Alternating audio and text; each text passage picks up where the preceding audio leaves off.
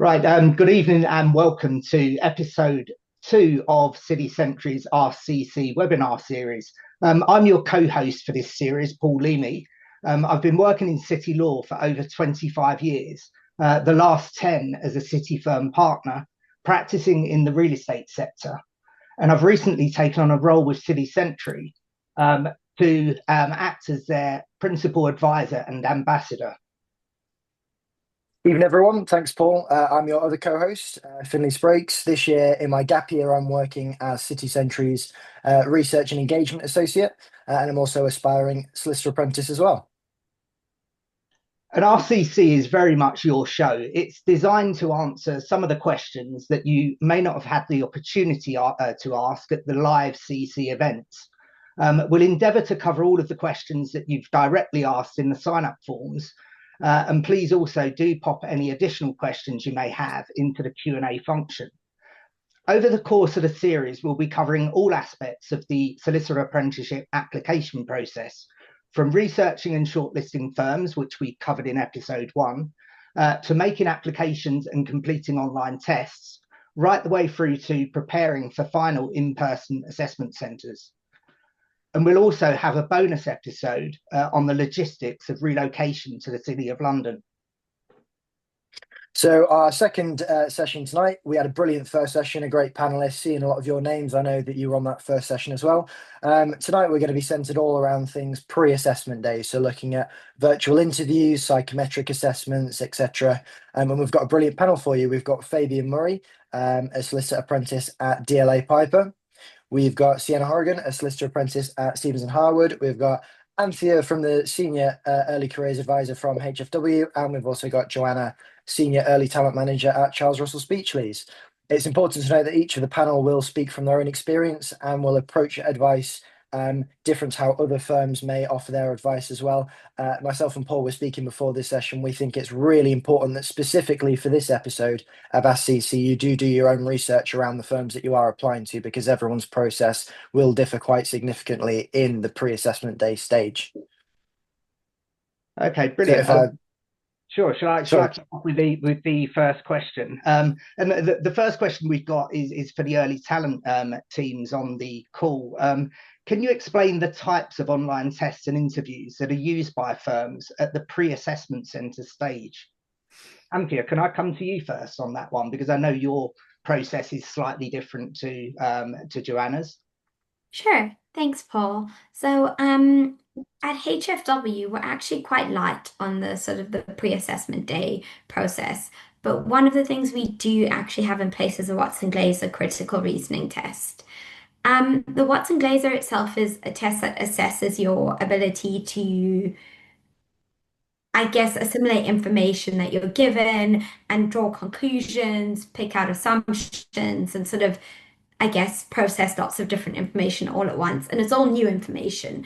The test itself is about 30 minutes, and it has different parts and different sections, but you usually do get a practice question at the start of each section.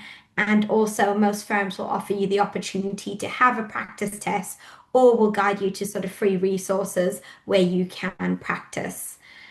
We use that test as sort of just before our assessment centre, just to sort of help us form a more full picture of a candidate's performance on the assessment day. But the test isn't used to screen candidates out. It's just one part of the puzzle that we look at on the whole.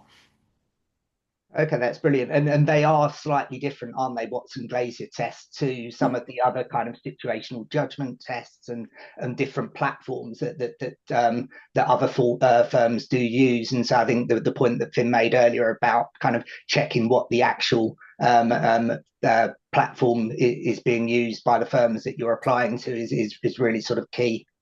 Absolutely. I think that's such a good point because some firms have kind of, I guess, blended assessments where you'll do a sort of situational judgment test and a video interview at the same time, depending on what the process is pre the assessment day. It just very much varies. So the point you both make about sort of researching the firm, candidates researching the firms they're interested in and fully understanding those processes is really important. So yeah.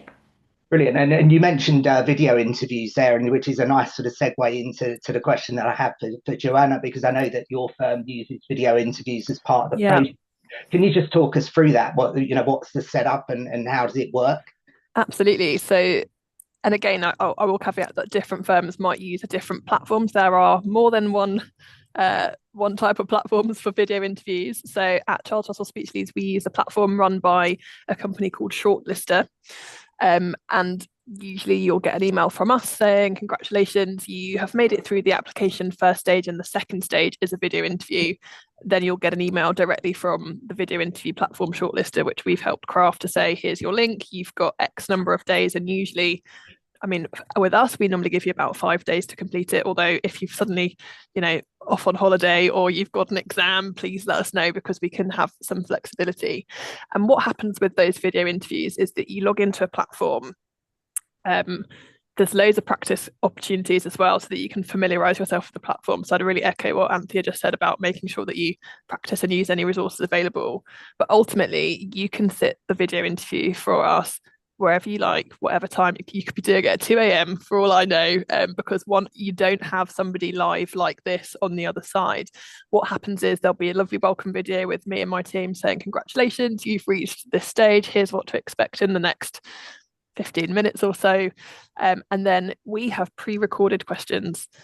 So we will pop onto your screen as a pre-recorded video asking you the question. Then you have a short amount of thinking time, usually around 30 seconds.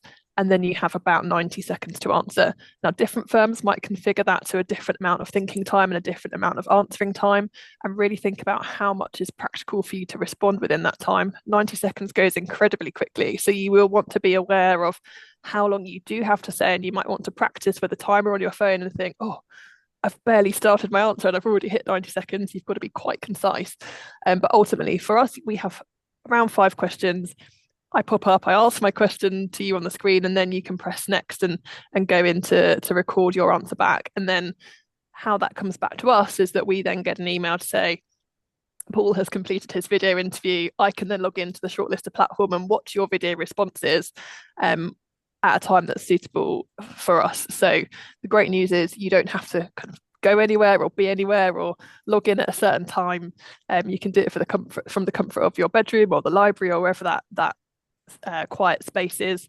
And what I would also say is, if you don't have a quiet space, speak to the firm that has asked you to do the video interview. They might be able to have you into a meeting room at their office if you don't have that quiet space to do it privately, because we appreciate that you might be sharing a bedroom with a sibling, or you might have a really busy common room at school that's never quiet. So if you don't have that space, it's important to ask if there's an opportunity to find one at the firm. Brilliant. Hopefully that gives you a good overview, Paul. Yeah, that was great. And be nice when you get my submissions. Will do.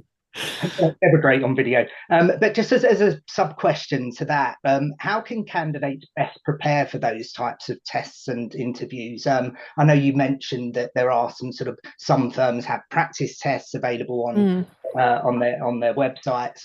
But what's your kind of top tips? I think both Anthea and Joanna for candidates preparing for those online assessments.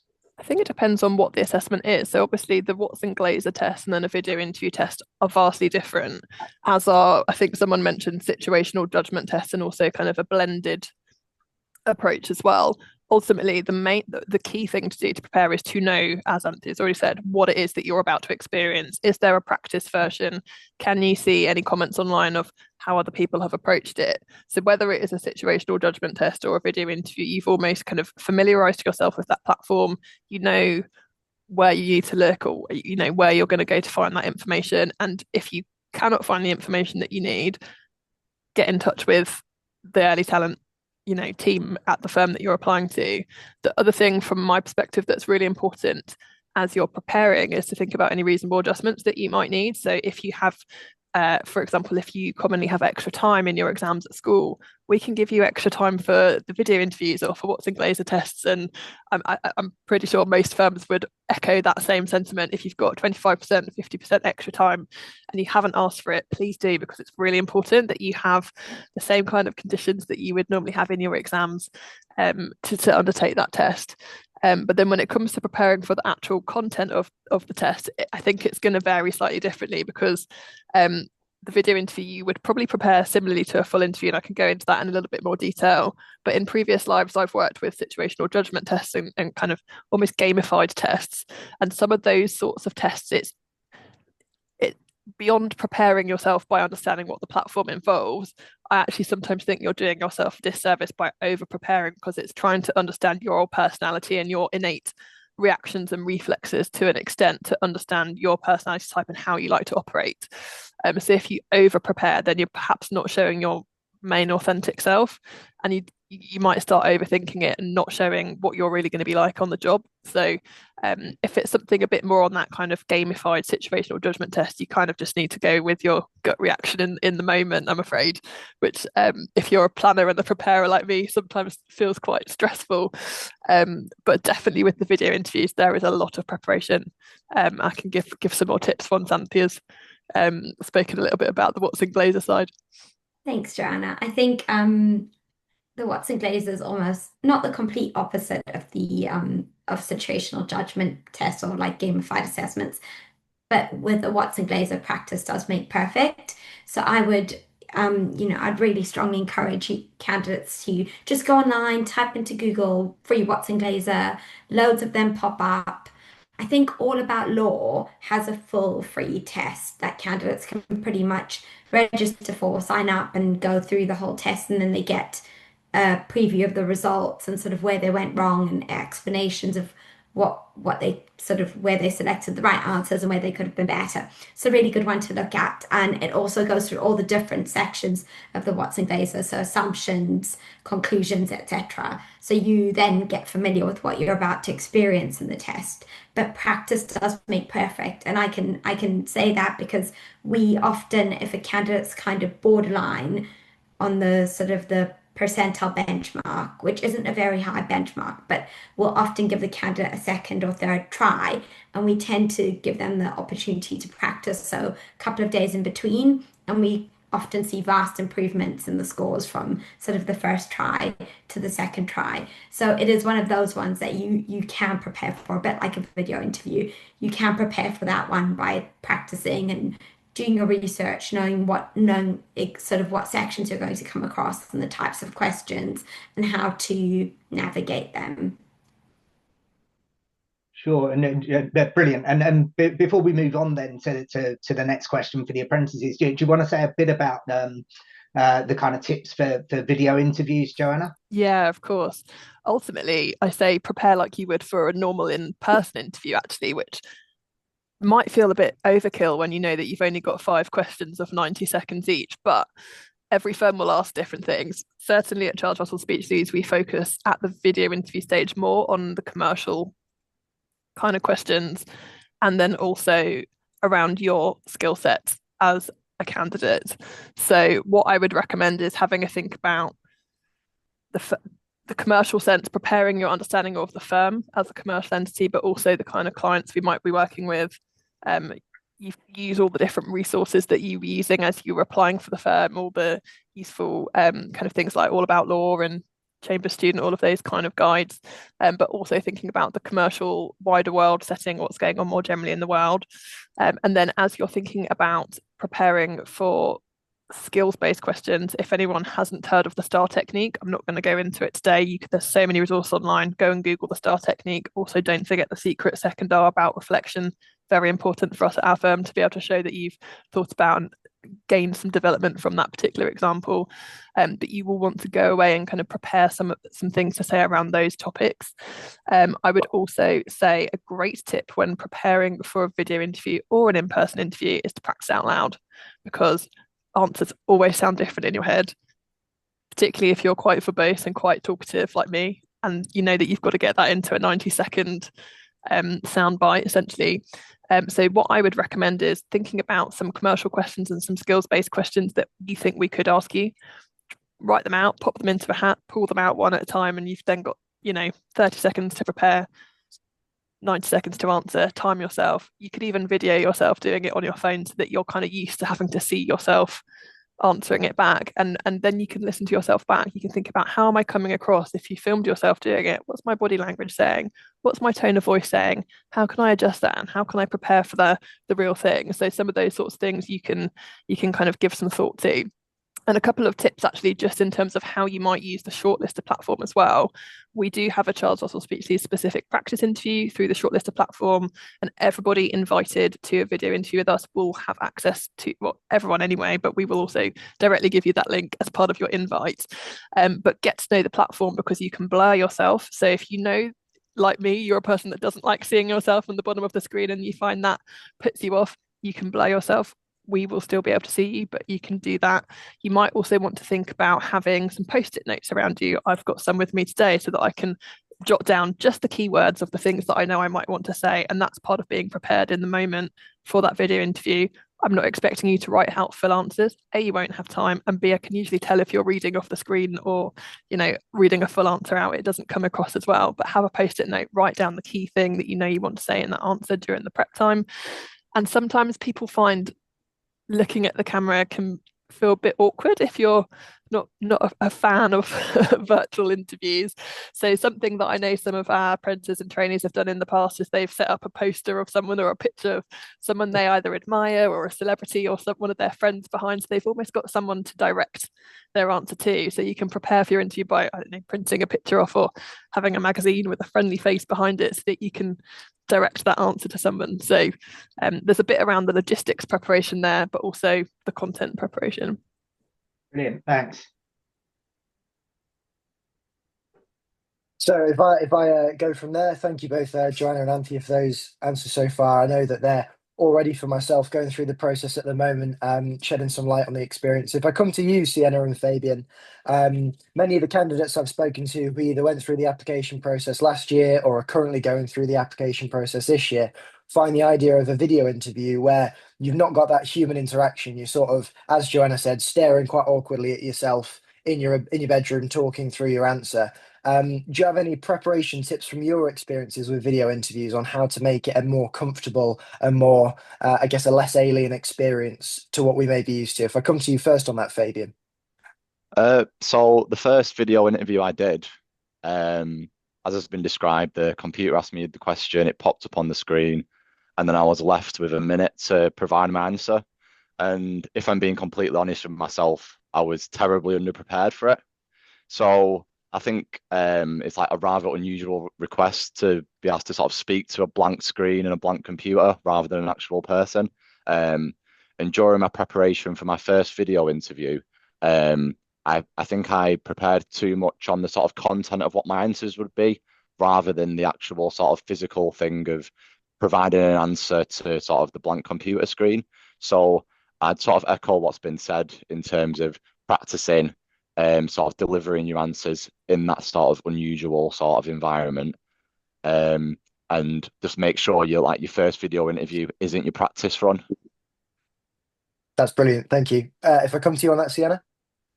Yeah, absolutely. I think just echoing those points as well. I know that by the time I got my offer from Stevenson Harwood, I've done countless video interviews. It is really one of those things that just comes with practice.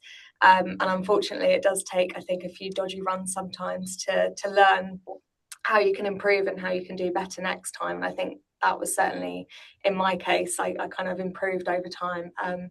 But I think also with me personally, I'd like to echo Joanna's point about having post-it notes, because I think in the end, for me, they were really, truly a lifesaver. I think it's really important, as you say, not to write full sentences or to read off of the post-it notes, but it's really, really handy to have them stuck around your laptop or on the wall behind, just to make sure that you've got any key notes. Because I suppose the benefit, or one of the few benefits of video interviews, is that you can do it in the comfort of your own home. So you should really make use of that and have the notes to support you in the video interview. That was definitely my main kind of tip towards the end of the process. And there's a sub question to that. Fabian and Joanna have both sort of alluded to this already. When you come onto your virtual interview, a question pops up and you've got 90 seconds in the corner of your prep time that start ticking down. How do you think you can best prepare to keep yourself concise and make sure you don't go off on tangents, or you don't start talking about the information or your skill set that you don't think is the best answer? How do you keep it concise and to the point? If I go back to Fabian on that one. So I think organization's everything. I think as people are sort of applying to different law firms, I think you should have sort of like a document that sets out sort of the different questions you might be asked, and then sort of a rough idea of what you'd say for each of them using sort of the STAR technique. And um, on when I was doing my applications, I didn't have like full answers, but I'd have like sentences of what I'd want to speak about. So then when it came to doing various sort of pre-interview or interview things for the different firms that I was applying for, I already had a rough idea of what I would be saying without even having to look at anything. And I think again, it's sort of practice makes perfect. The more you sort of apply and sort of practice the questions, the better you'll get at just being able to do it in a concise and clear way. That's brilliant. Thank you. What about you, Sienna? And anything that you thought of to keep you condensed? Obviously, you've mentioned about post-it notes or any other things that you thought kept you specific and on task with the specific question that you've been asked in such a short preparation time. Yeah, absolutely. I definitely agree with having a document. That was certainly really helpful for me as well, just to make sure that you've kind of premeditated the main points that might come up, and making sure that you're prepared in that aspect. I think in terms of being in the moment and kind of having the stress of the countdown and being under a bit of a time crunch, I found it really useful to keep a notebook with me. So when I was sitting in the video interview itself, if there was a question that I didn't have prepared answers for, I would make sure that I tried to bullet point any kind of key points that I had in the prep time that I could think of, so that when I was recording my answer, I had a bit of a structure to follow. And I think that's really important, kind of to try and find a structure in the video interview, because otherwise it can be quite daunting having the kind of countdown ticking away on the screen, and it's quite easy then to kind of go off on a bit of a tangent and kind of lose your structure a bit. So I think for me, having those kind of bullet point, quick, easy access notes was really, really good and helpful in the time kind of crunch there. That's brilliant. Thank you both for your contributions there. If I pass it back to you, Paul, for the next question. Yeah, sure. And I think we covered this one slightly earlier, but maybe there's some other sort of resources that you can refer the listeners into. So some of the firms, as we mentioned earlier, do have their own bespoke preparation materials, so practice tests and the like that you can find on the firm's websites. But where they don't, have you got any suggestions as to where candidates could be looking to find those kind of practice tests, whether that be kind of online Watson Glaser type tests or the video interviews? And I suppose that's a wider question for the apprentices as well, to see whether there's anything that you found particularly useful when you was applying in terms of non-firm resources, so resources that are provided by others, law careers sites. So, sorry, Yeah, I'd definitely advise people to reach out to current apprentices at the firms that they're applying for, or trainees, because I think that's a really useful way to not only understand the application process, because obviously the apprentices and trainees have been through it in quite recent times, but also to sort of understand what the firm's like in terms of its culture and things like that. So it's sort of a win-win really in terms of setting out the application process and sort of making connections at the firm as well. Okay. And Ampia, any sort of tips for the Watson Glaser type tests? Where can candidates find some resources that might help with those? Yeah, it's a hard one. There are a lot of free ones online, but not all of them are full-length tests. There are, I'd say, like paid test packs that candidates can, pay for access to for a month or a year, depending on what they're doing, if they're applying for the whole year. And those tend to cover everything from sort of the Watson Glaser to the verbal reasoning to the situational judgment tests. But I guess it just depends on sort of what's available to the candidate. And usually, if you can't find sort of free tests online, you can usually find sort of articles or written pieces that talk about what to expect that can give insight in that way. Um, I'm just thinking, Law Careers Net has quite a lot of resources. There are different websites that are quite well known for law-centric resources and application tips for candidates who are looking for solicitor apprentices or solicitor apprenticeships, training contracts, or vacation schemes. So I think it's just a bit of a Google from my perspective for that. The video interviews that Joanna has talked about, sort of pre-recorded ones, I think they're quite hard to come by in terms of practice.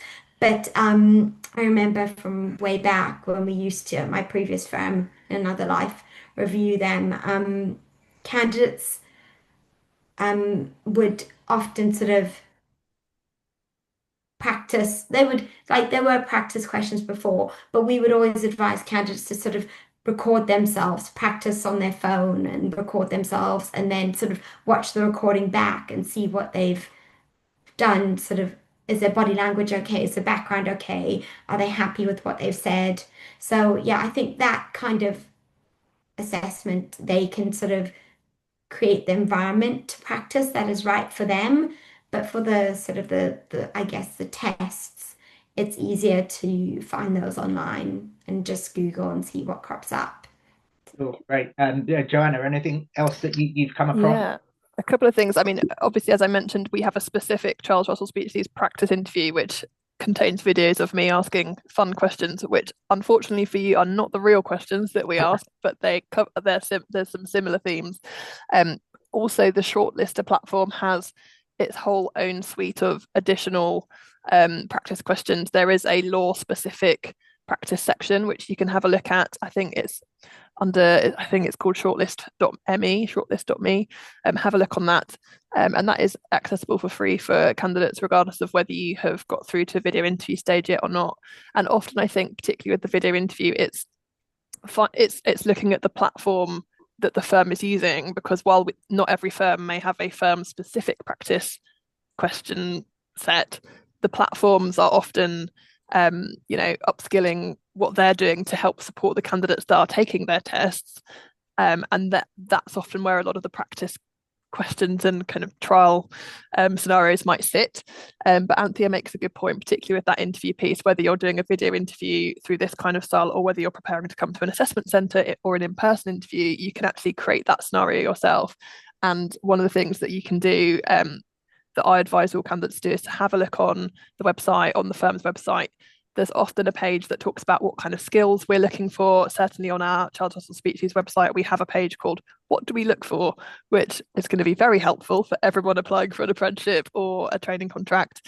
And it essentially shows you the kind of skills that we're looking for, and you can be very rest assured that our entire process is lined up to test those skills. So you can have a think about preparing those examples, those competency star technique examples, as Fabian talked about earlier. I genuinely used to get a big A3 bit of paper and list the skills down one side and then think about which examples I could give and match them up and go, great, if I get a question about dealing with a difficult person, is it going to be when I was working in a shop? Is it going to be that group project at school? Which one's the best example? So you can almost have your game plan. But also you could type the types of skills that you think you might get asked about into ChatGPT or another kind of AI platform and go, can you give me a list of questions that I could get asked in a solicitor apprenticeship interview based around these sorts of skills? And then you can, as I say, practice recording those sorts of questions back on your phone, check your delivery, have I kept within the time limit? You don't have to, come up with all the questions on your own. Use technology to help support you with that. Brilliant. And Sienna, were there any particular resources that you found useful when you were preparing for these sorts of online assessments? Yeah, I mean, I'm really trying to think back now as if it was that long ago, but it feels like a century ago now. In terms of specific websites, I'm not sure that there were any that stand out personally, but something that I did find really helpful was actually looking on YouTube, because there are a lot of creators these days that are working in law and have done their training contracts, etc., that are now posting kind of resources to help other aspiring apprentices or trainees. So I remember actually watching one, I can't remember the name of the creator now, but she actually went through a Watson Glaser test. And of course, she'd got her training contract, so she'd had the practice in doing them. So she was able to kind of go through and show the thought process and the correct answers for each one, which I found really, really helpful.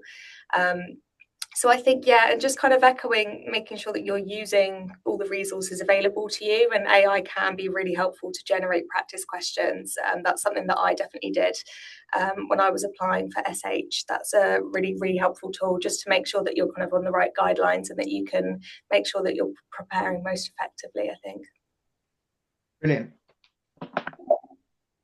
If I jump in then to close our main session, and then we'll move on to some questions that we've had from our audience members.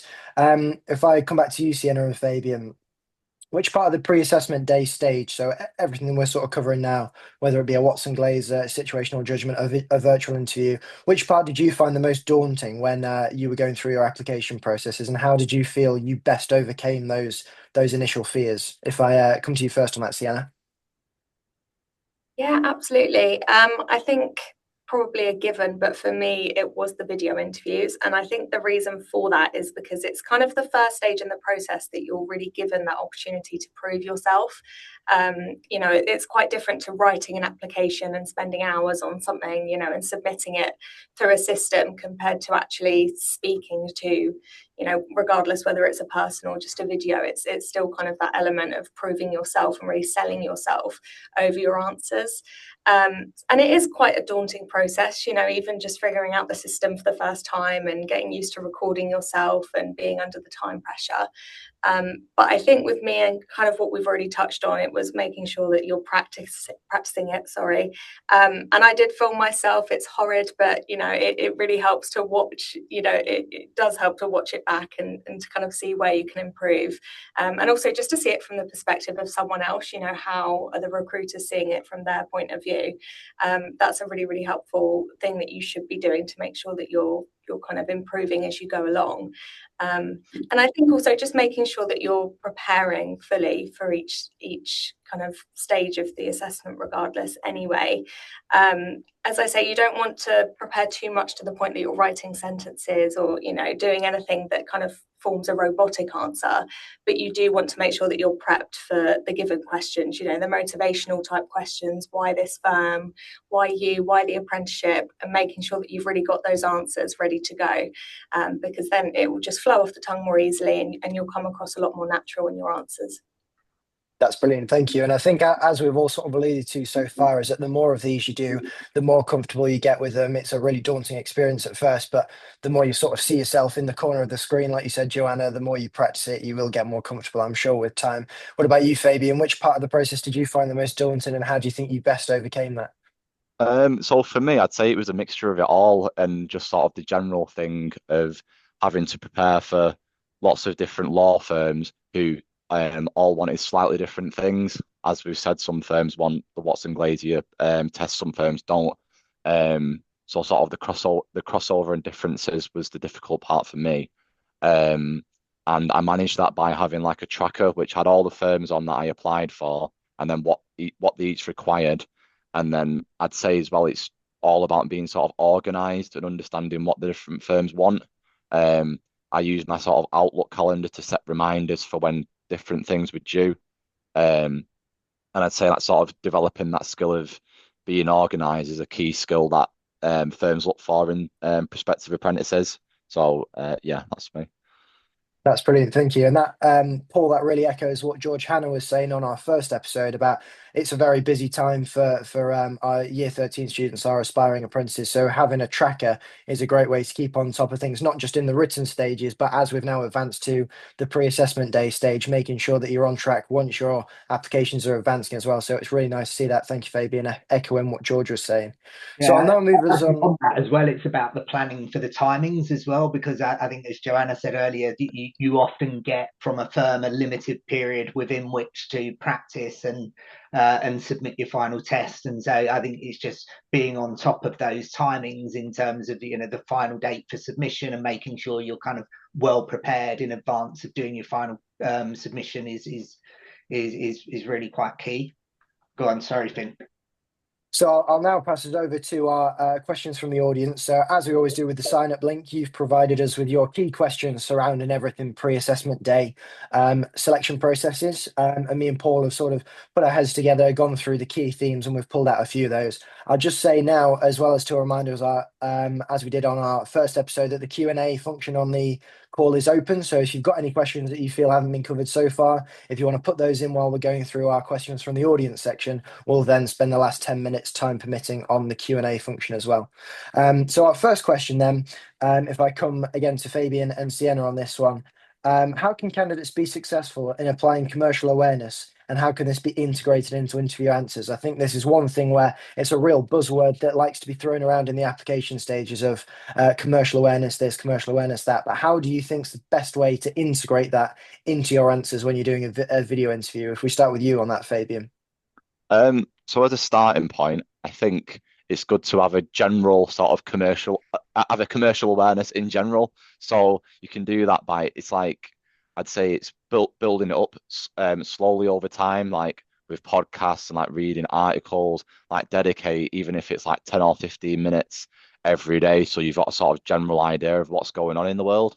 And then in terms of applying it to sort of the interview process, I've heard from recruiters that every time there's sort of a recruitment cycle, there'll be sort of the same stories that are sort of used by like 90% of candidates. So if it was like, say, Brexit a couple of years ago, to give you an example, and they say that the ones that stand out are the ones that are a bit different and have sort of a personal touch to them. So I'd say find something that you're genuinely interested in and use that as sort of your unique commercial awareness point, and don't just go with the first sort of story that you see online. That's brilliant. Yeah, thank you. I remember when I did my economics lessons, we'd come to, one of my teachers always made us come, and we had to, if we wanted to leave on time for lunch, we had to give him a news story from the news, and almost everyone had come prepared with the same story, and then he'd make you go and find a new one for the next lesson. So it's really interesting to hear you saying that, and I guess it's that unique experience and that personal touch is a really interesting way to phrase it as well. So thank you for that. What about you, Sienna? How do you think it's best to apply these to the video interview settings? Yeah, I think the points that Fabian's made are really, really important. I kind of like to echo the fact that it's not, unfortunately, something that you can just think of overnight. Commercial awareness is something that you build up over time and that you just gradually kind of expose yourself to. And I think it's really important, going back to that personal touch point. I think kind of what they're looking for here isn't your ability to pull out the most recent news story, you know, as you say, the most popular one from that week, for example. They're actually looking for kind of, what is it about that news story that would impact you or the firm if you were working there as an apprentice? So you really need to kind of look at it from that perspective as a lawyer. How would that impact you? And what is it about that news story that really touches you personally, for example? So really think outside the box with it and do some deeper research. You know, don't just pick the first news story that's, you know, come out that week or whatever it may be. I think really kind of think outside the box with it and apply it in your video interviews in a way that you would as a lawyer, and what are the kind of external impacts of that news story. That's brilliant. Thank you both. If I pass over to Paul for the second question. Yeah, sure. The second question that come in is it's around, I think, the sort of the online assessments and the kind of Watson Glazier, the situational judgment tests, and what the audience member has asked is, what is the data actually used for, and how does it kind of fit into the selection process?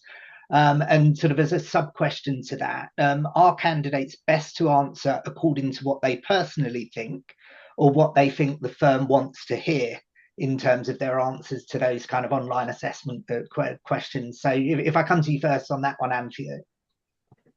Sure. So with the Watson Glaser, the critical reasoning test, obviously it's assessing one of the core skills that solicitors need, which is to be able to kind of look at a lot of information and a lot of technical information, and sort of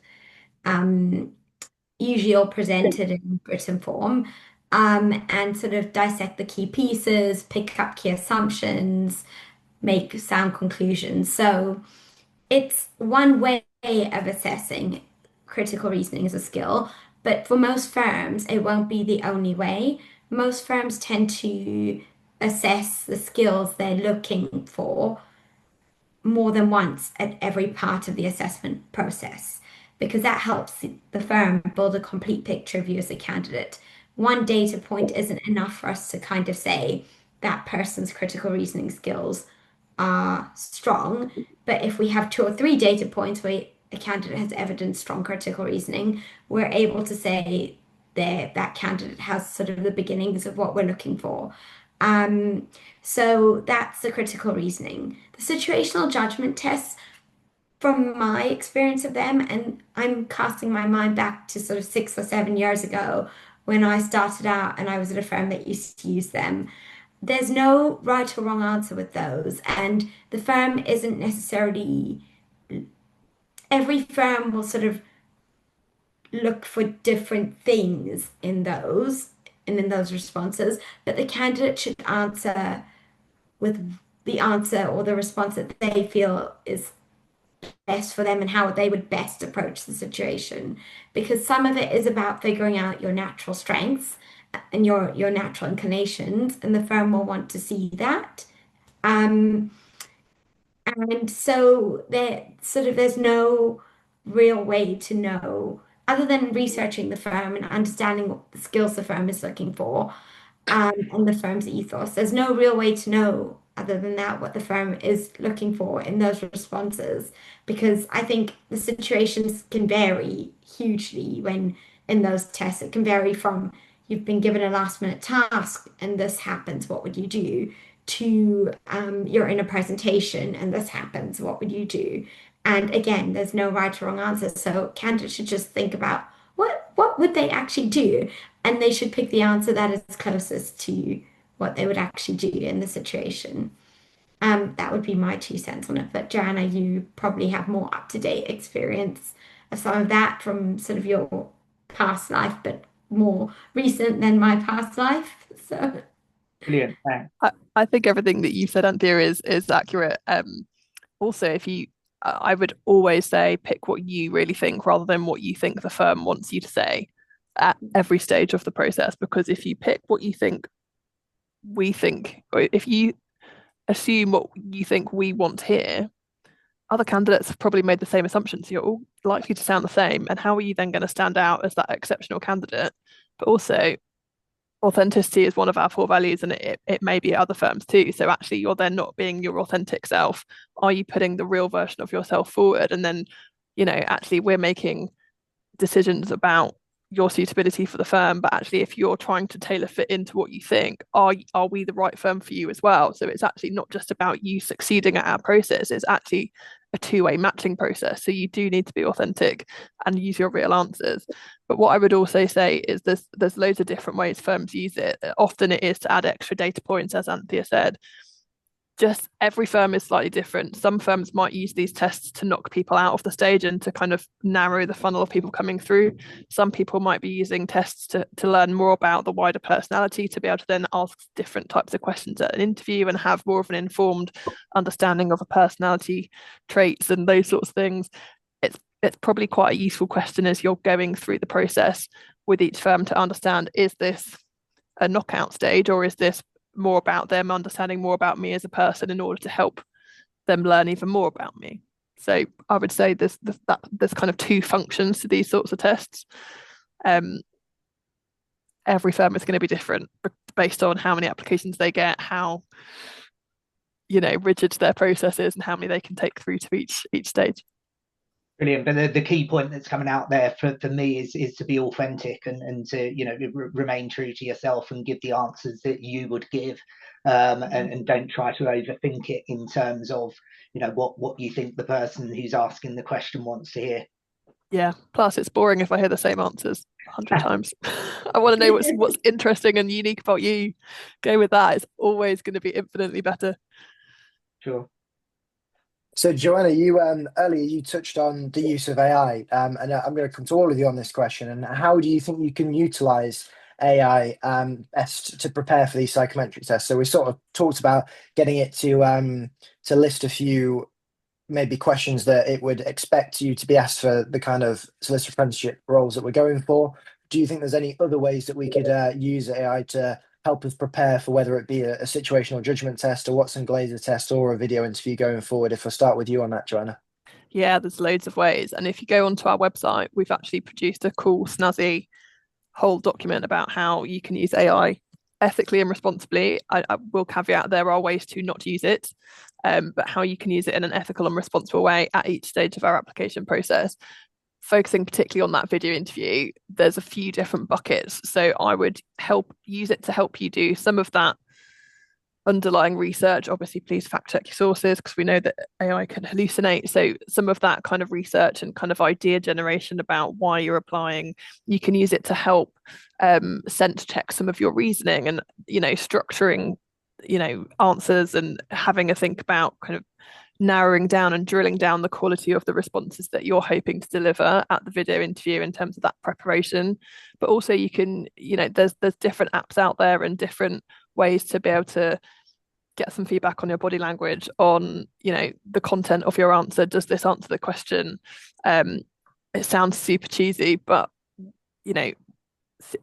Sienna already mentioned that, and Fabian, that sometimes it can feel quite stressful going through these processes. So how can you use apps and technology to look after your well-being as well and keep yourself organized throughout this process? Because it doesn't just have to be about preparing for the question. It can be, how can I look after myself so that I'm going to be the best person, my best, most rested self, to enable myself to do well in this process. So there's a few different ways there.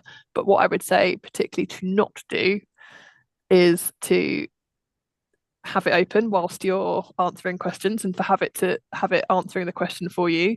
It's also should not be used to create or exaggerate answers on your behalf, because as we've already talked about authenticity, we want to know about you and your real reasoning and your real answers.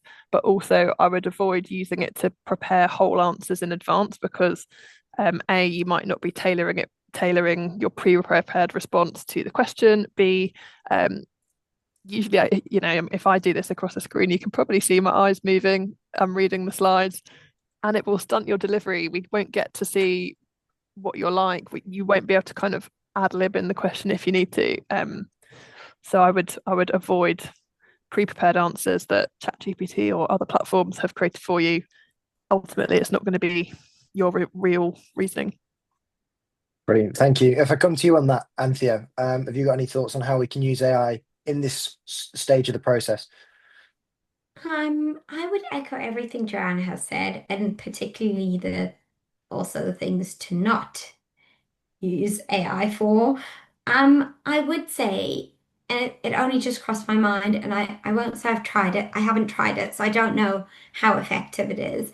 But if a candidate is struggling to come across sort of a full version of a particular test, so a situational judgment test or a critical reasoning test, a Watson Glaser, a candidate may be able to pick up a question example and ask AI to ask more questions like that in that format, and basically get the AI to test them with the kind of closest or best response. But I would caveat that I haven't tried that. I'm not sure how effective it would be as a practice technique, and you would have to prompt the AI in the right way. But it could be a useful way to just get more experience with the format and type of particular questions. So yeah, that would be my additional thoughts. Yeah. That's brilliant. Thank you, Anthea. Coming to Fabian and Sienna on this, obviously AI has really taken off in the past couple of years. So was this something that you saw yourselves using at not only this stage, but any stage of the application process? If I start with you on that, Sienna. Yeah, I think with me, I'm only a first year apprentice, so it's not too much has changed in the past year or so. But I definitely tried to use it where I could, where I thought it would be helpful. But I think it's really important that you don't rely on it in any way at all, because as it's kind of already been said, you want to portray yourself authentically, and you're just not going to do that successfully if you rely on AI. But I'm trying to think of some examples that I used it for. I definitely used it to help generate questions that I could practice with. I think it can also be helpful to I think I used it to differentiate between the different types of assessments that might come up. For example, it's quite confusing, all the different Watson Glazers and psychometric tests and all the different kind of themes there. So I remember kind of getting AI to compare them for me and to kind of highlight which skills are most important in each, so that I could kind of streamline my focus there when I was preparing for the assessments. But I think, yeah, it's interesting how it's kind of coming along and how you can use it as a really effective tool, particularly in your applications. And even now, we have our own AI platform at Stevenson Harwood. So I still use it in my day-to-day work as a kind of say, in a similar way, just as a tool to kind of benefit my day-to-day work. So it's really interesting how it's coming along, but definitely don't rely on it. Just use it as more of a beneficial tool.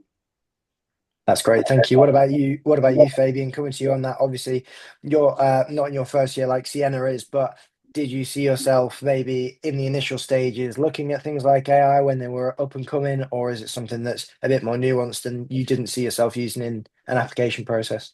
So when I applied, which was I think it was about 5 years ago now, um, AI wasn't something that I used in my application process.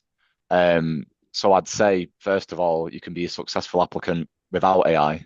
And I'd sort of caveat that with the fact that I think you should always do something yourself first.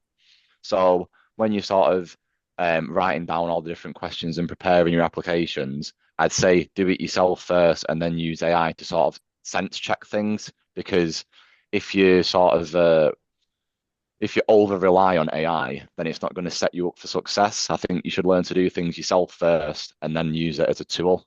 And that'll sort of apply across the application process.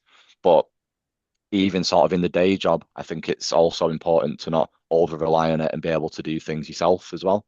So Yeah, that's brilliant input. Thank you all for that. So we'll move on now to the Q&A section. I can see we've already got 3 coming in, so we'll have a look at those and see if we get any more coming in.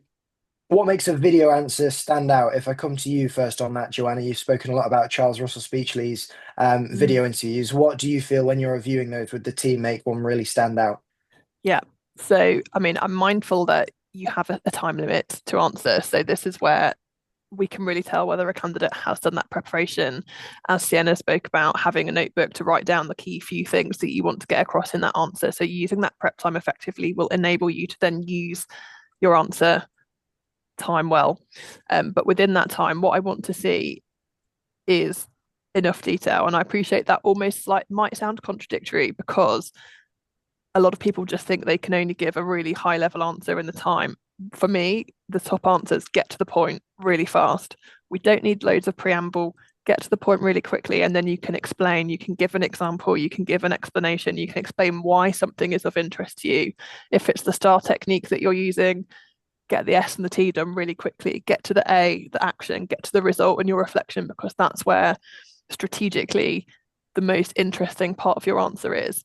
So it's about using that time effectively, get to the point, spend time on the bits that are going to really showcase you rather than just the logistical or kind of intro parts of your answer. Hopefully that makes sense.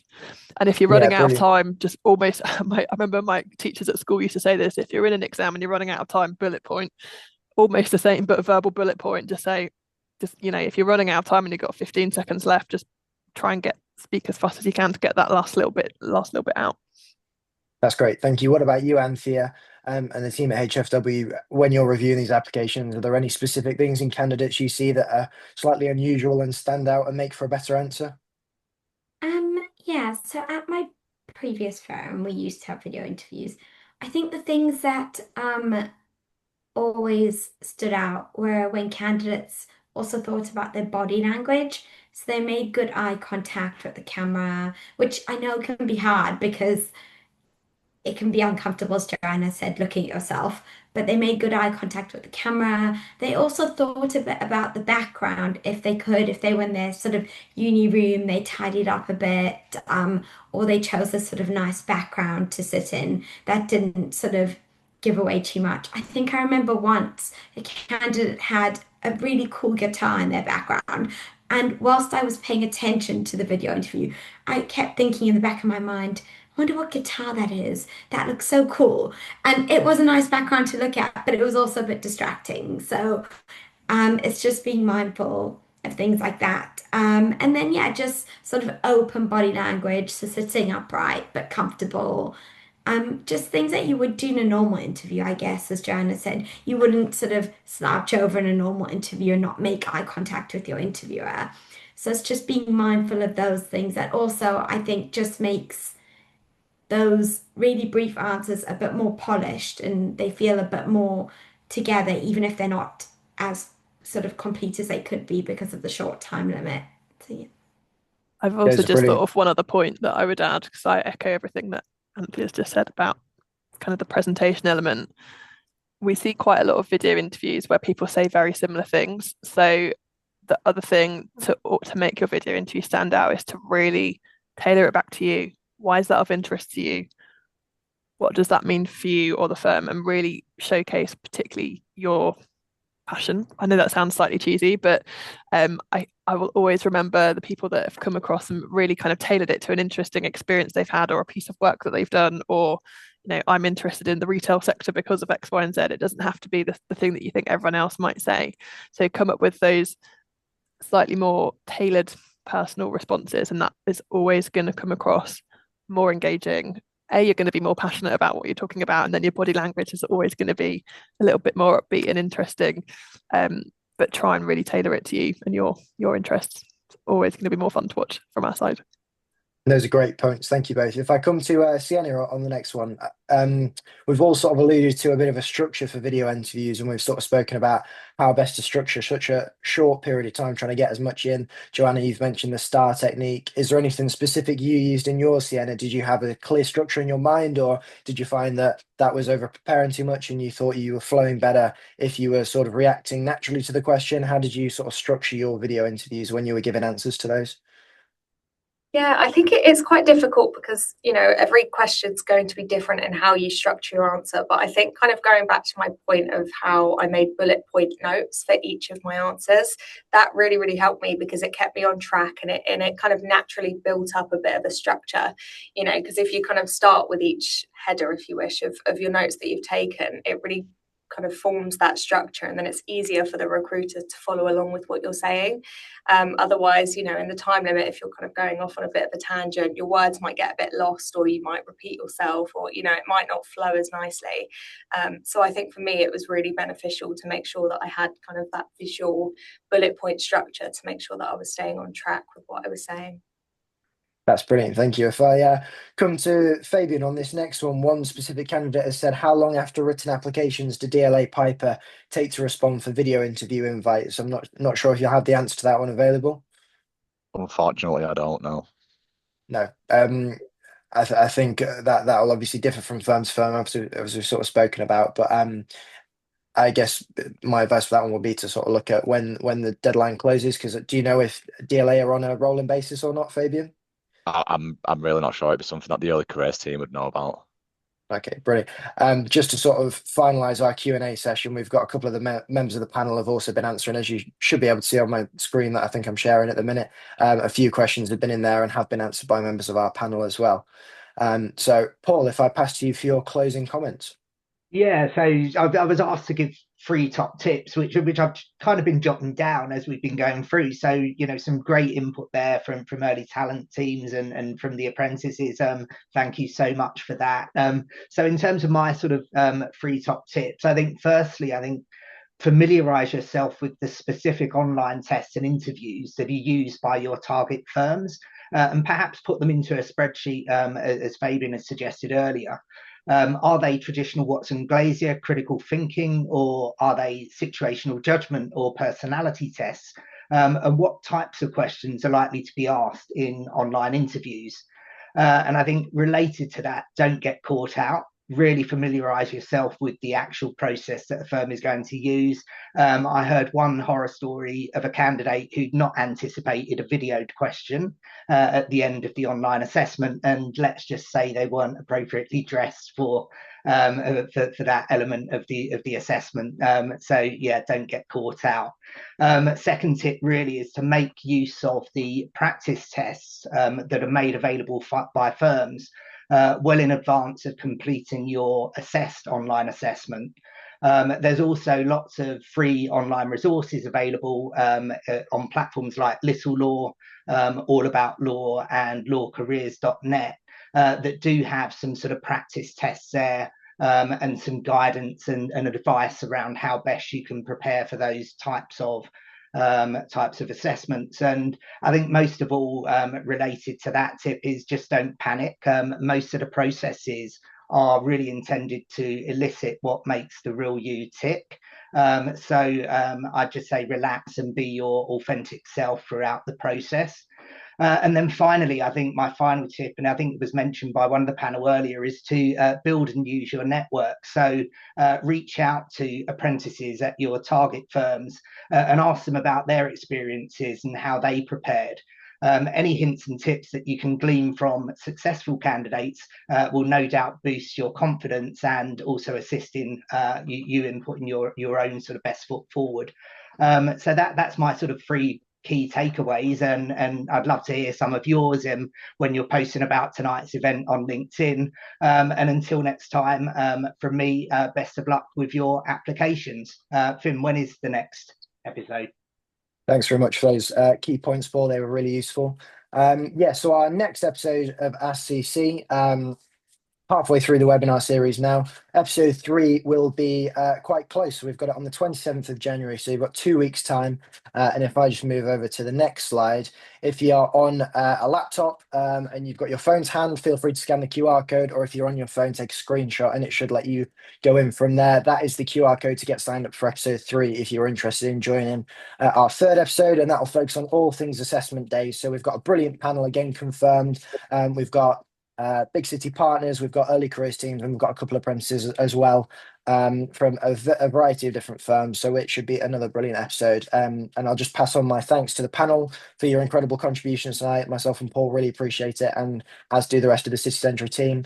And thank you all for joining. Thank you for your engagement as well. And we hopefully look forward to seeing you on the next episode of SCC. And good luck with your applications for the coming 2 weeks until we see you on the next one. Thank you. Thank you. Thanks, everyone. Thanks, Bye. everyone. Have a good Thanks so evening. much, everyone. Thank you. Bye.